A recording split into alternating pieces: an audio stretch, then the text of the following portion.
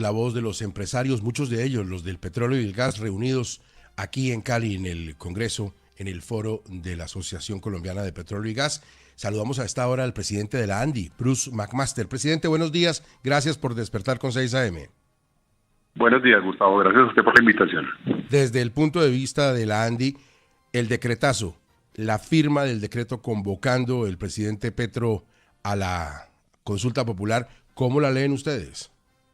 Pues con gran preocupación, Gustavo, porque muchísimas fueron las voces que le advirtieron al presidente y que advirtieron al gobierno sobre la ilegalidad, la inconveniencia, la inconstitucionalidad de hacer algo de ese estilo, y pues no tuvieron ningún efecto, y nos demostró con esto el presidente que poco le importa la opinión de la gente, pero poco le importa también, digamos, el cumplimiento de la ley. Está en este momento en una posición, diría yo, bastante autoritaria, bastante arbitraria, que lo mínimo que hace es preocupar a los colombianos, a todos los colombianos, sobre su comportamiento democrático. Realmente estamos supremamente preocupados.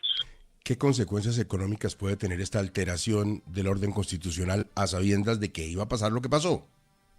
Es que una cosa es Colombia con todos sus problemas, en medio de un marco institucional que todos reconocemos y cumplimos y de alguna forma seguimos, y otra cosa es la Colombia con todos los problemas que tenemos hoy en día, que hoy en día son mayores quizá, porque ya hemos visto lo que pasa lo que ha pasado con el terrorismo, el atentado al senador Miguel Uribe, lo que está sucediendo en el Congreso de la República frente a la posibilidad de sacar o no sacar una reforma laboral que además le trae una gran cantidad de beneficios a los trabajadores, pero que el gobierno aparentemente no está en condición de aceptar si no se cumplen todas sus aspiraciones originales, y que le termina generando sin duda alguna a todos los ciudadanos, a los inversionistas, a los empresarios, también a los trabajadores, les termina generando inmensas incertidumbres que bueno, Colombia no necesitaba entrar en un periodo de incertidumbre adicional como el que nos está llevando el presidente de la República con estas decisiones y con esta actitud.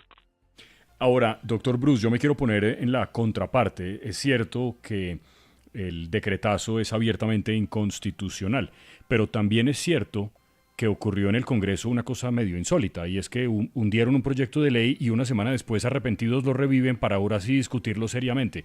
¿No será que también hay que hacer una reflexión de la contraparte? ¿No debieron por lo menos discutirlo seriamente? Claro, Jorge, yo lo que pasa es que le voy a decir lo siguiente, y el país probablemente no recuerda esto. Nosotros, 5 o 6 días antes de que se hundiera el proyecto de la reforma laboral, le habíamos propuesto al ministro Sanguino, y lo habíamos hecho en la Comisión de Concertación, o reunidos, digamos, los representantes de los empleadores de la Comisión de Concertación de Políticas Laborales, le habíamos dicho, terminemos la reforma laboral. Se puede terminar, tenemos forma de conciliarla, tenemos forma de concertarla. La respuesta de él en ese momento fue una respuesta positiva, yo diría que incluso entusiasta. Luego, 5 días después, nos enviaron razones diciéndonos que no, que el gobierno no estaba interesado en concertarla. Hay que decir que quien dijo que no estaba interesada en concertarla fue el gobierno nacional. Ahora, la revivida de la ley yo creo que fue básicamente justamente mediante un mecanismo que tiene el Congreso para eventualmente, mediante la apelación, volver a traer, digamos, al escenario de la discusión un proyecto que haya sido eventualmente hundido, con un procedimiento legal, digamos, se decide, ya sabe que hagámoslo, pero hagámoslo con concertación.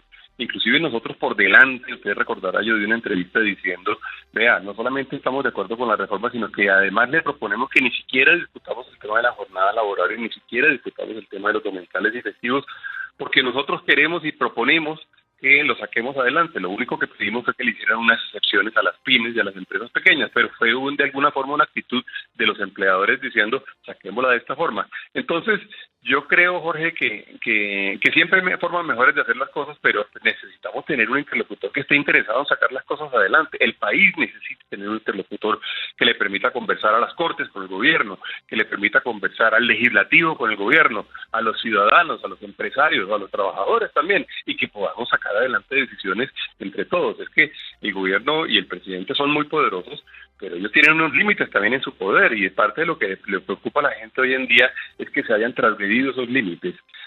No hay la menor duda, la persona más poderosa en Colombia es el presidente de la República, pero si no hace buen uso de su poder y no hace buen uso de su autoridad, y de alguna forma abusa de ella, pues vamos a caer en un problema muy grande que le genera inmensas preocupaciones a todo el mundo. Bruce McMaster, presidente de la ANDI. Presidente, muchas gracias, muy amable. Gracias a usted, Gustavo, por la oportunidad de hablarles. 7:16, la laboral. Sebastián, ¿a qué horas empieza la discusión? El debate arrancará a las 8 de la mañana. A esa hora, Gustavo, está citada nuevamente la plenaria del Senado, que ayer aprobó un primer bloque de artículos, 17 en total, sobre medidas para evitar la discriminación laboral a excombatientes y el trabajo de plataformas de reparto, entre otras, explicó el presidente del Congreso, Efraín Cepeda, que levantaron anoche para designar una subcomisión que intente llegar a acuerdos en los puntos más álgidos. La reforma laboral está avanzando bien. Se nombró, a petición de los coordinadores ponentes, una subcomisión que va a trabajar esta noche. Se votó el primer paquete de artículos, ¿no? Y la proposición con que termine el informe de ponencia. Entonces hay unos artículos más polémicos que van a tratar de conciliar esta noche, y mañana a las 8 de la mañana estaremos en la plenaria del Senado votando el resto. El coordinador ponente, el senador liberal John Jairo Roldán, explicó cuáles son esos puntos polémicos. El artículo 2 es las relaciones que regula esta ley. Ahí hay un tema de trabajadores oficiales, que es una discusión que tenemos con el gobierno. El artículo 12 es el artículo de la jornada 3x4, 4 días de trabajo, 3 días de descanso. El artículo 11, el horario nocturno. El artículo 15, que son los festivos.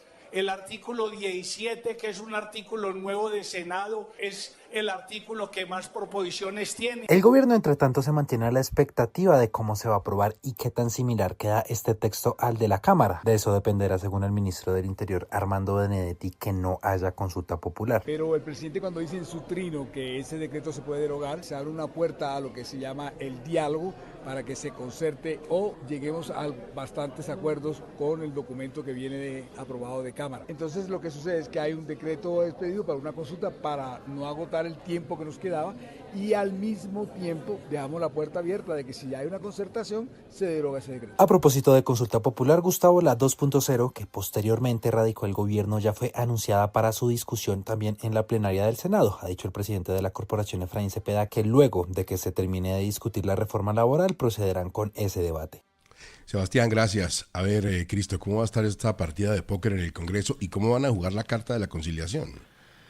Gustavo, usted recuerda que nosotros ya desde hace varias semanas, cuando se presentó la consulta, la negación de la consulta 2.0, que se concedió la apelación, señalamos que esto se iba a ir la partida de póker, como usted dice, o la película que estamos viendo, hasta el 20 de junio. Y efectivamente eso es lo que va a suceder. El cronograma que tiene los ponentes de la reforma laboral y la mesa directiva del Senado tiene previsto que el día de hoy se termine la votación de la reforma laboral, se designen conciliadores y que a partir del lunes y martes los conciliadores con la Cámara preparen un texto que llevarían a votación de las plenarias de Senado y Cámara entre miércoles y jueves 19. Y al mismo tiempo el gobierno expidió el decreto y, como lo escuchamos ahora, está anunciando además un procedimiento realmente que no tiene antecedentes conocidos en el país, que se expida un decreto de esta dimensión y se plantee de una vez la posibilidad de la derogatoria. ¿Qué es lo que va a pasar ahora? Ahorita escuchamos cuáles son los puntos fundamentales de discusión, pero hay 4 líneas rojas del gobierno nacional con las cuales, Gustavo, el gobierno consideraría que si se aprueban esos temas como el gobierno considera, o en la plenaria del Senado o después de la conciliación de la Cámara, podrían, digamos, echarse para atrás en la convocatoria de la consulta. Es el tema de que no haya excepciones al recargo nocturno a partir de las 7 de la noche, que se mantengan los festivos con el 100% de pago de dominicales y festivos, que se elimine el artículo 37 y que se incluyó en el Senado de la República, en la Comisión Cuarta, y que no venía de la Cámara de Representantes. Eso se puede eliminar o en la plenaria del Senado o en la conciliación, por eso todo se va a ir hasta el 19, y que se restablezca el vínculo laboral de los aprendices del SENA. Además hay otros 7, 8 artículos, como lo mencionaba el senador Roldán ahora. Luego esto nos va a llevar, Gustavo, al 18 o 19 de junio, incluso al 20 de julio, el final de suspenso de toda esta película alrededor de la consulta. ¿Qué está pensando la Cámara de Representantes, Gustavo? Que aquí nadie volvió a hablar de la Cámara de Representantes.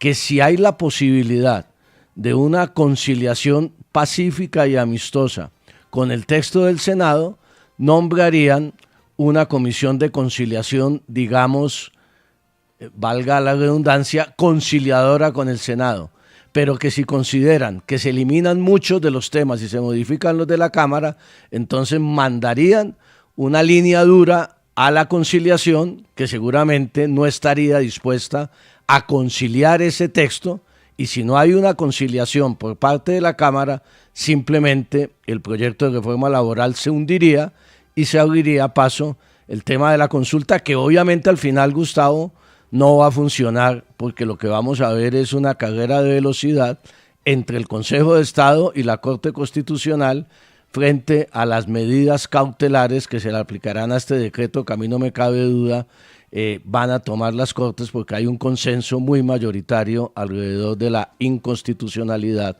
del decreto. Finalmente, doctor Cristo, también hay 2 artículos nuevos. Bueno, primero me dicen que hay 100 proposiciones para artículos nuevos, pero que hay 2 artículos nuevos que están en discusión. Uno es otro régimen simple distinto al que ya existe, para ayudarle un poco más a las empresas y reducir la carga administrativa, y otro artículo para implementar una política para formalizar a transportadores de carga y pasajeros.